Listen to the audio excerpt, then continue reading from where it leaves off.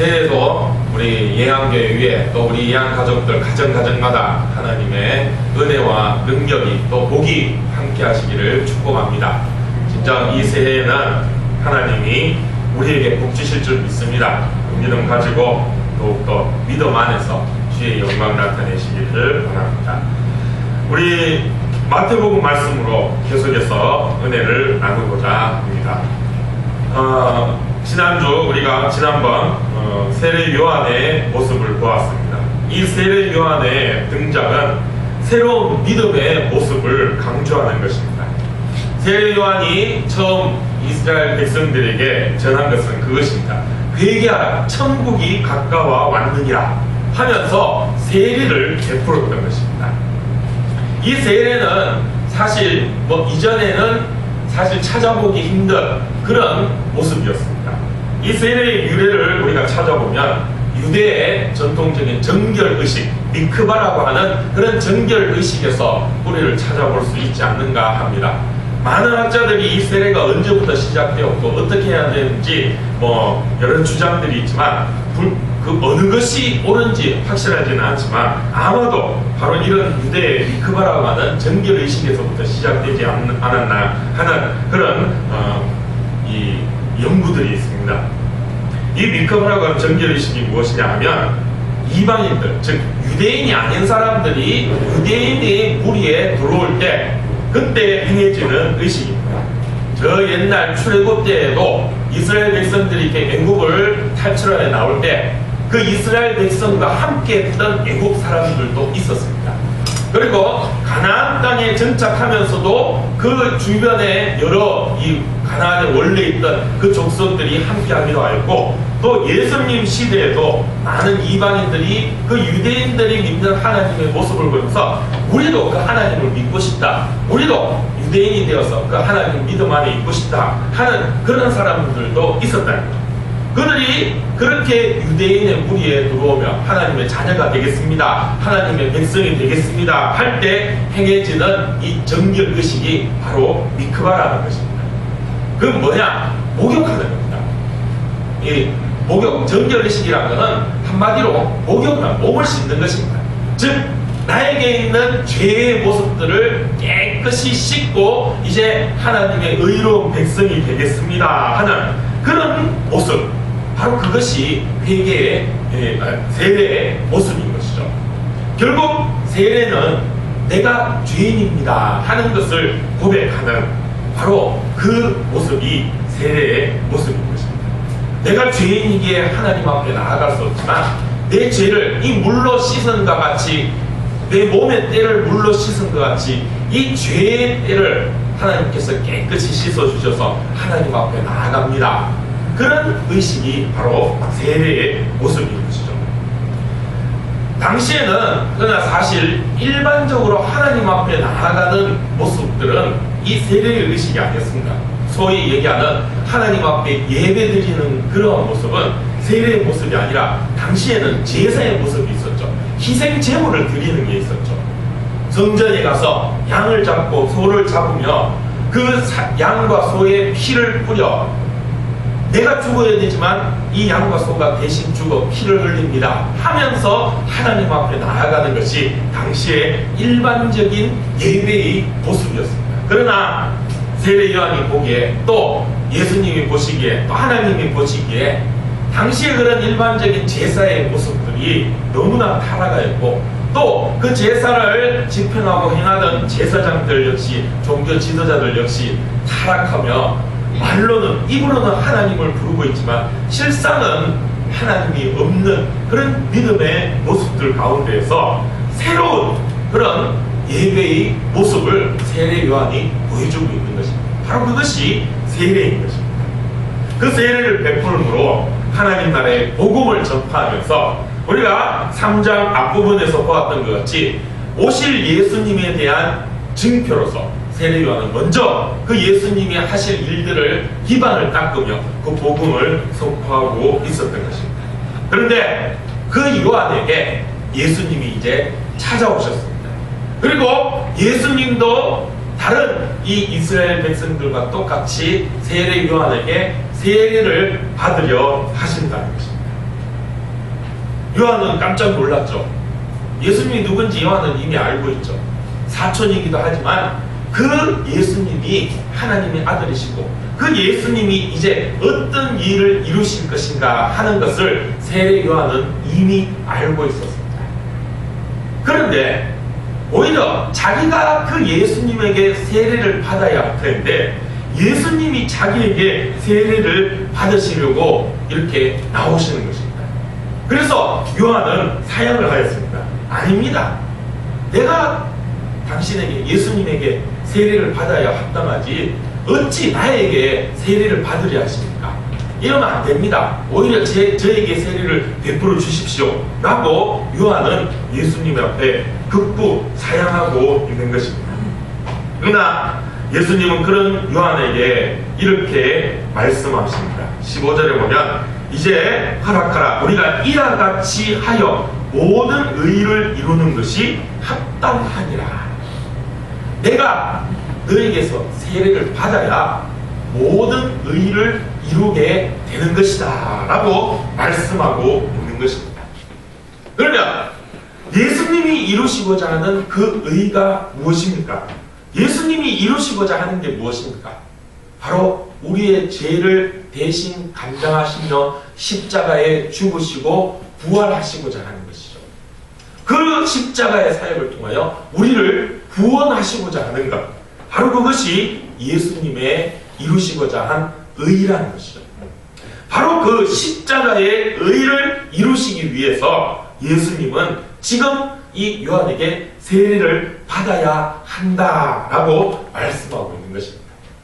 그 십자가의 의를 이루는 시작점이 바로 이 세례이다라고 말씀하고 있는 것이죠.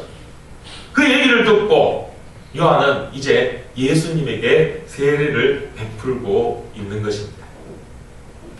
그런데 사실 예수님은 세례 받으실 분이 아니시죠. 요한의 말대로 예수님은 세례 받을 분이 아닙니다. 왜냐? 아까 말씀드렸듯이 세례는 무엇입니까? 바로 내가 죄인입니다 하는 것을 고백하는 그 회개의 자리가 이 세례의 자리인 것입니다.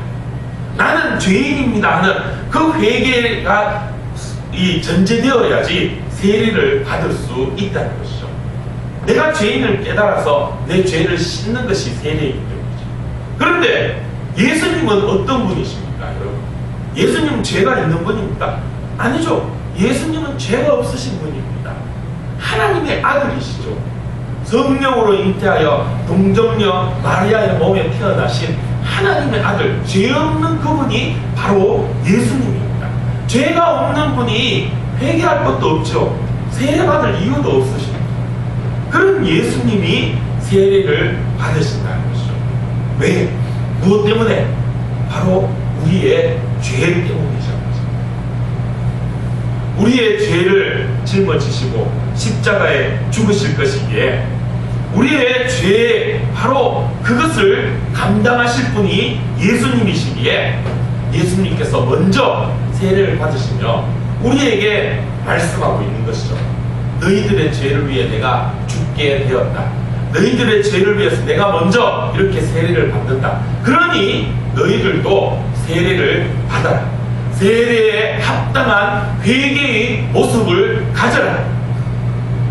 나의 이 십자가를 통하여 구원을 이루고자 하면 먼저 너희가 죄인임을 깨달아라 라고 말씀하고 계시는 것입니다.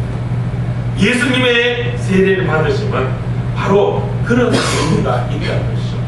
우리가 죄인임을 깨닫게 하시기 위하여 우리도 역시 주님과 같이 회개의 자리에서 하나님 앞에 세례를 받아야 하나님의 의로운 백성이 될 수 있다 하는 것을 보여주고 계시는 것입니다.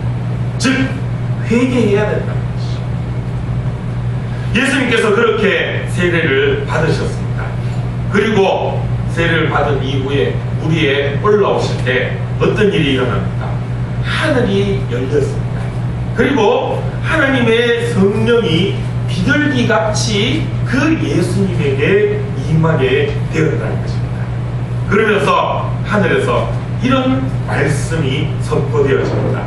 이는 내 사랑하는 아들이요 내 기뻐하는 자라. 하나님의 아들이시며 하나님의 기쁨을 이루실 바로 그 예수님이심을 하늘이 선포하면서 성령이 바로 그것을 증거하고 있다는 것입니다. 주님의 세례는 바로 그런 모습을 우리에게 보여준 것 같습니다. 우리들 역시 하나님의 자녀, 하나님의 백성이 되고자 하면 예수 그리스도의 그 십자가의 의로 우리가 주님의 그 백성의 자리, 하나님 나라의 백성의 자리에 나아가고자 한다면 우리들 역시 세례를 받아야 된다는 것이죠. 즉 세례 받기에 합당한 회개의 모습이 우리 가운데 있어야 된다는 것입니다. 내가 죄인임을 깨닫고 내가 죄인이로서이다 하는 그런 죄의 고백이, 회개의 고백이 우리 가운데 있어야 된다는 것입니다. 죄인임을 깨닫는 그런 모습이 우리 가운데 있어야 된다는 것이죠. 우리는 예배의 자리에 나아갈 때 바로 그런 회개의 모습으로 나아가야 됩니다. 오늘 하나님 앞에 우리가 이 예배의 시간에 하나님의 은혜를 구하며 하나님의 그 구원의 감격으로 예배하며 나아갈 때 우리는 하나님 앞에 나는 죄인입니다 하는 그런 회개의 고백이 있어야 한다는 것이죠. 그렇습니다. 우리는 죄인입니다. 어느 누구도 하나님 앞에 내 스스로의 의를 자랑하고 나타낼 수 없는 전적인 죄인일 수밖에 없습니다. 우리의 삶은 죄인으로서 늘 실패하는 삶을 살 수밖에 없습니다. 지난 한 주간 나는 죄 안 짓고 살았다 자신할 수 있는 분 계십니까? 아무도 없죠? 그게 우리의 모습입니다. 저 역시도 그렇습니다. 감히 하나님 앞에 나는 죄 하나도 안 짓고 살았습니다, 나는 의롭습니다 말할 수가 없습니다. 그게 우리의 삶입니다. 예수 믿고 하나님 믿고 구원받았다 하지만 그래도 여전히 우리는 이 육신에 얽매여서 이 죄 많은 세상 가운데 살아가면서 실패하고 넘어지고 자빠질 수밖에 없는 게 그게 바로 우리의 모습입니다. 늘 실패하는 삶을 사는 게 우리의 모습이죠. 목구멍이 포도청이라고 먹고 살아야 되니까 세상 가운데 이리저리 휩쓸리고 세상 풍파 바라보며 걱정하고 근심하고 아이고 오늘은 또 어떻게 살고 내일은 또 어떻게 살고 2015년 새해를 맞이하면서 또 기쁘고 반갑고 즐거운 마음도 있지만 또 한편에서는 이 한 해 또 우리가 어떻게 살아가야 될까? 뉴스를 보면 물가가 오른다, 뭐가 어떠니 저쩌니 세금이 오르니 어쩌니 여러 가지 뉴스를 보면 참 또 한 해도 살기 힘들겠구나 이런 생각이 들기도 합니다. 이 세상 가운데 특히나 우리는 또 믿음으로 산다 하는 것, 예수 믿고 산다, 이것 또한 참 안 그래도 사는 게 힘든데 더 살기 힘들고 더 어려운 그런 삶이 우리의 삶의 모습입니다. 그 모습 그대로 우리는 주님 앞에 나아가요. 그렇습니다. 주님, 나 살기 힘듭니다. 나 정말 못 살겠습니다. 나 정말 믿음 갖고 이 세상에 빛과 소금 되라 하는데 내가 어떻게 빛과 소금이 되며 내가 어떻게 예수님 자랑하고 내가 어떻게 전도하며 살겠습니까? 내 이 모양이 이 꼬라지인데 하나님 영광 어떻게 나타내겠습니까? 이게 우리의 모습입니다. 그 모습 그대로 우리는 하나님 앞에 나아가야 됩니다. 바로 그것이 회개의 모습입니다. 그런데 우리는 솔직하지 못하죠. 남들 의식하며 다른 사람 눈을 의식하죠. 그래도 내가 교회에 얼마나 다녔는데, 그래도 내가 교회에서 이 정도 되는데, 그래도 내가 다른 사람들한테 예수 믿는다 하고 교회 다닌다 하고 하나님 믿는다 하는데 그래도 내가 좀 안 그런 이런 모습, 비록 나는 그렇게 살아도 비록 나는 실패해도 그래도 안 그런 척 해야지, 그래도 좀 거룩한 척 해야지, 이런 모습을 하나님은 용납하지 않으신다는 것입니다. 솔직해야 됩니다. 진실돼야 됩니다. 하나님 앞에 날마다 실패하며 살아갑니다, 나는 안 됩니다, 이런 마음을 가지고 우리는 나아가야 돼. 그게 바로 회개의 자리요. 그게 바로 하나님께서 세례를 베풀어 주시는 자리인 것입니다.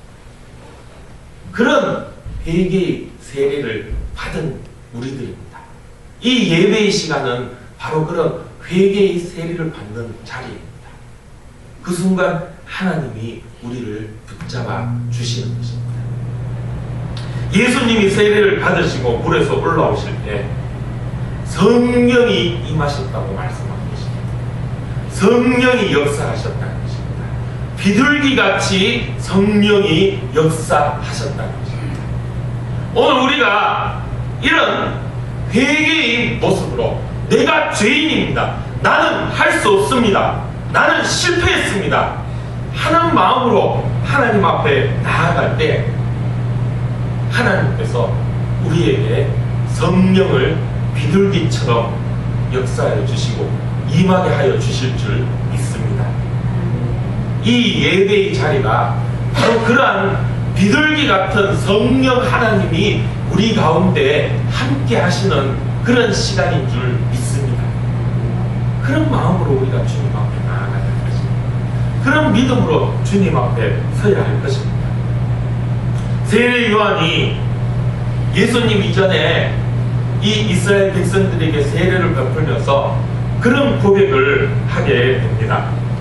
3장 11절 말씀에 보면 나는 너희들에게 회개하기 위해서 이 요단 강물로 물로 너희들에게 세례를 주지만 내 뒤에 오실 분은 능력이 많은 분인데 그분은 너희에게 성령과 불로 세례를 주실 것이다 라고 말씀하고 있는 것이죠. 성령의 세례를 받아야 된다는 것입니다. 여기 우리 모두가 물의 세례를 다 받았습니다. 이제 우리에게 필요한 것은 성령의 세례인 것입니다. 성령이 우리 가운데 함께 하심을 누리고 느끼는 바로 그런 성령의 세례의 자리에 우리가 나아가야 된다는 것이죠. 이 예배의 시간은 바로 그런 성령의 세례의 자리인 것입니다. 성령 세례 받아야 된다는 것입니다. 근데 이제 성령 세례 그러면 우리는 이 세례 요한이 불과 성령과 불로 세례를 준다 그러니까 막 뭔가 뜨겁고 막 불같은 그런 성령의 역사죠. 그리고 순복음에서 성령 세례를 많이 강조하죠. 그러다 보니까 순복음 쪽에서는 성령 세례를 받은 그런 증거로서 이 방언을 해야 된다 합니다. 그래서 이제 전부 다 방언을 하기를 원하고 계시죠. 물론 성령이 역사하시면 방언 기도를 하게 됩니다. 그러나 그렇다고 해서 방언기도 논한다고 또 성령이 임하지 않느냐? 그건 또 아니라는 거죠. 성령이 역사하시고 우리가 은혜를 받으면 방언기도도 할 수 있고 뭐 예언도 할 수 있고 여러 가지 그런 이적적인 기적적인 모습들 그런 은사들이 나타나고 드러날 수도 있지만 그것만이 성령의 역사하심을 말하는 것은 또 아니라는 것이죠. 내가 지금 이 자리에 하나님을 예배하기 위해서 나왔다. 자의적이든 타의적이든 어떤 이유에서든 내가 이 자리에 하나님 앞에 예배하러 나왔다는 이 자체가 바로 성령이 인도하시고 역사하신다는 것입니다. 우리는 성령 그러면 뜨겁고 불나고 그냥 뭔가 펄펄 끓는 이런 걸 우리가 흔히 성령 그러면 우리는 그런 고정관념들이 좀 있죠. 물론 성령이 뜨겁게 역사하시면 그런 정말 불과 같은 그런 역사하심이 우리 가운데 있습니다. 2015년 우리 예한교회가 그런 불과 같은 성령의 역사가 일어나기를 간절히 바랍니다. 또 그것을 우리가 사모해야 할 것입니다. 그런데 성령이 그렇게 불과 같은 모습이 있지만 또 다른 성령의 모습을 오늘 본문은 우리에게 말씀하고 있는데 바로 비둘기같이 임하시는 모습입니다. 비둘기는 어떻습니까 여러분? 비둘기 순결하죠. 그렇죠? 비둘기는 순결을 상징하고 또 비둘기는 평화를 상징하죠. 우리가 올림픽이나 무슨 뭐 그런 국제 행사를 보면 비둘기가 확 날리고 또 우리가 공원 같은 데 보면 비둘기가 확 있다가 확 나르는 걸 보면 뭔가 평화롭고 참 아름다운 모습들이 보죠. 뭔가 이렇게 확 이렇게 임하는 성령이 그렇게 정말 비둘기같이 정말 햇빛같이 한 줄기 이 추운 날씨에 정말 이 한 줄기 햇빛처럼 우리에게 따뜻하게 비춰주시는 바로 그런 성령의 역사하심을 우리가 누릴 수 있어야 한다는 것입니다. 세상을 살면 우리의 마음은 전쟁터일 수밖에 없습니다. 우리의 삶은 그야말로 전쟁터일 수밖에 없습니다. 하루하루 우리가 먹고 살려면 치열하게 정말 싸워야 됩니다. 돈 벌려면 그냥 그저 돈 벌 수 없죠. 열심히 일해야 되고 또 이 세상 가운데 돈 벌려고 하면 때로는 정말 남들보다 더 앞서야 되고 또 때로는 어떨 때는 남의 것 좀 뺏을 그런 모습도 있어야 되고 참 그야말로 전쟁터입니다. 거기다가 믿음으로 살라 그러면 또 거기에 영적인 전쟁까지도 우리 가운데 있습니다.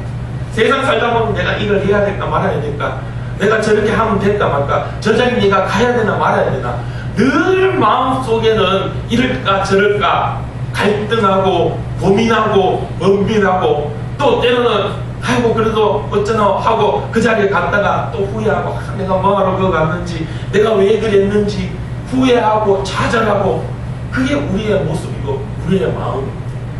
세상을 살면 늘 우리 마음속은 그런 갈등의 연속이요 전쟁의 연속이요 그야말로 풍랑이 요동치는 그런 요란한 모습이 세상 가운데 살아가는 우리의 마음입니다. 그러나 그 모습 그대로 우리가 하나님 앞에 나아가면 하나님 그렇습니다. 나는 이런 사람입니다. 나는 이런 죄인입니다.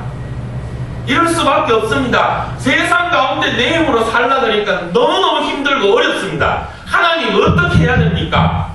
하나님 앞에 엎드릴 때 하나님께서 비둘기같이 성령으로 우리 가운데 임하시며 우리 마음속에 하나님의 평강을 심어주시는 줄 믿습니다.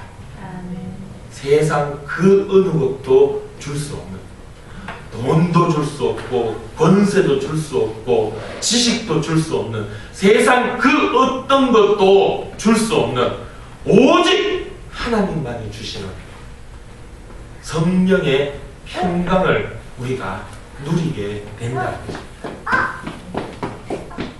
엘리야가 갈멜산에서 그 바알의 선지자들을 물리치고 그들의 목을 다치고 승리의 그런 역사를 이루었습니다. 그러나 그 승리를 이룬 엘리야는 너무 겁이 나서 바알과 이세벨의 칼이 너무 겁이 나서 도망을 치게 됩니다. 저 꼴짝이 깊숙한 곳에 혼자 숨어서 그렇게 하나님 앞에 엎드리며 겁을 내고 있습니다. 그때 하나님이 그에게 찾아오셨습니다. 처음에는 천지가 개려갈 것 같이 산이 갈라지고 천둥 번개가 치며 요란하게 하나님의 모습이 드러납니다. 그 모든 것들이 다 지나가고 난 이후에 하나님께서는 그에게 세미한 음성으로 찾아오셨습니다. 조용한 음성으로 그를 붙잡아 주시고 위로하여 주시고 힘내라, 걱정 마라, 내가 있지, 내가 너와 함께. 아무리 바알과 이세벨, 아무리 이 세상에 저 마귀 사탄이 이 죄악 많은 무리들이 너를 잡아먹을 듯이 덤벼들고 으르렁거리며 사다처럼 물고 뜯으려고 하지만 걱정하지 마. 내가 너와 함께. 내가 너를 지켜주시는 것이. 조용한 음성, 세미한 음성으로 하나님이 그에게 속삭여 주셨습니다. 오늘 이 예배의 시간을 통해서 비둘기같이 임하는 성령의 음성을 듣는 저와 여러분 우리 모두가 되기를 축복합니다. 세상의 전쟁터 가운데에서 정말 치열하게 살고 이리 치이고 저리 치이고 정말 죄인으로서이다. 나는 할 수 없습니다. 하나님 감당할 길이 없습니다. 더 이상 살아갈 힘이 없습니다. 어떻게 살아가야 될지 모르겠습니다. 그런 마음으로 그런 상처받은 심령으로 하나님 앞에 나왔을 때 하나님의 위로의 음성을 듣는 저와 여러분 우리 모두가 되기를 축복합니다. 그 하나님의 은혜와 능력으로 다시 힘을 얻어서 이 성령의 역사하심을 통하여 다시금 또 한 주가 세상 가운데 살아갈 수 있는 그런 힘을 얻어 나가는 그런 저와 여러분, 그런 이 예배의 자리, 그런 우리 예약교회가 되기를 우리 주 예수 그리스도의 이름으로 축복합니다. 그 믿음으로 승리하는 우리 모두가 되기를 원합니다. 기도하겠습니다. 하나님 아버지, 우리는 죄인일 수밖에 없습니다.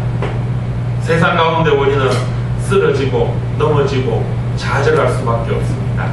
실패할 수밖에 없는 인생들입니다. 그 상처받은 마음, 그 좌절한 마음, 그 마음 갖고 오늘 주님 앞에 예배하러 나왔습니다. 부끄러운 모습입니다. 죄 많은 모습입니다. 그러나 하나님, 그런 우리의 모습도 기뻐 받아주시는 하나님이신 줄 믿습니다. 오히려 그런 죄인으로 나온 우리들을 기쁨으로 품어주시고 위로하여 주시는 하나님이신 줄 믿습니다. 이 예배의 자리가 주님 받으신 그 세례의 자리인 줄 믿고 회개하며 주님 앞에, 하나님 앞에 나올 때 비둘기같이 임하시는 성령의 역사하심이 우리 가운데 임하여 주시옵소서. 너는 내 사랑하는 자다, 너는 내 기뻐하는 자다 말씀하시는 그 하나님의 음성을 듣는 이 예배의 자리가 되게 하여 주시옵소서. 그 음성으로, 그 힘으로 한 주간 믿음으로 승리하게 하여 주시옵소서. 예수님의 이름으로 기도드리옵나이다. 아멘.